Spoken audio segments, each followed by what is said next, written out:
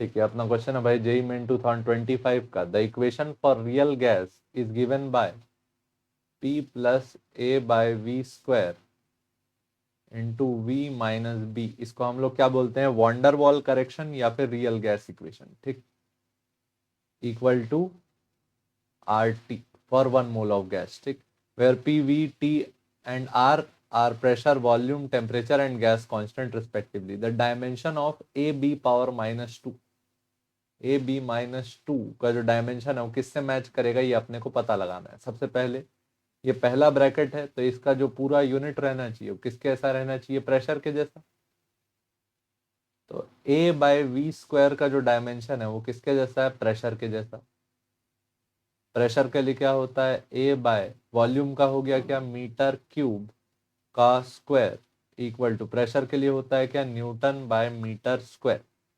ठीक, तो ए equal to क्या आया, newton by metre square into metre power 6, दो कैंसिल हो गया, ये हो गया न्यूटन पावर 4। ए का क्या आया, न्यूटन इंटू मीटर पावर 4। इसके बाद आया बी के लिए, बी का यूनिट किसके जैसा होगा, बी का यूनिट होगा वॉल्यूम वाले ब्रैकेट में है तो unit of B, unit of B is similar to volume, metre cube. ठीक, तो दोनों का यूनिट हम लोग को मिल गया। अब जो सिचुएशन दिया है उसको मैच करा लेते हैं। सिचुएशन क्या दी हुई है, ए बी पावर -2, तो ए का क्या है, न्यूटन मीटर पावर 4, और बी का क्या है, मीटर क्यूब पावर -2। तो newton metre power 4 upon metre cube का स्क्वायर, तो क्या आया, newton metre power 4 upon metre power 6, तो 4 कटा, यहाँ नीचे आ गया स्क्वायर, तो ये वापस क्या बन गया, ए बी पावर -2 की जो यूनिट आई वो किसके जैसी आई, न्यूटन बाय मीटर स्क्वायर, यानी कि क्या, पास्कल। अच्छा, पास्कल किसकी यूनिट होती है, पास्कल किसकी यूनिट हो जाएगी, कंप्रेसिबिलिटी यार, 1/बल्क मॉड्यूलस हो जाता है। बल्क मॉड्यूलस की यूनिट होती है, बल्क मॉड्यूलस की यूनिट होती है पास्कल। कंप्रेसिबिलिटी होता है 1/बल्क मॉड्यूलस, कंप्रेसिबिलिटी होता है 1/बल्क मॉड्यूलस, तो ये हो गया 1/पास्कल, तो ये तो फॉल्स हो गया, बल्क कंप्रेसिबिलिटी से नहीं काम बनेगा। अगला statement, Planck's constant, Planck's constant भी नहीं बनेगा। प्लैंक्स कांस्टेंट का जो यूनिट होता है वो एंगुलर मोमेंटम जैसा होता है, angular momentum, KG metre square पर सेकेंड। ठीक, इसके बाद आया एनर्जी डेंसिटी, इसको चेक करते हैं।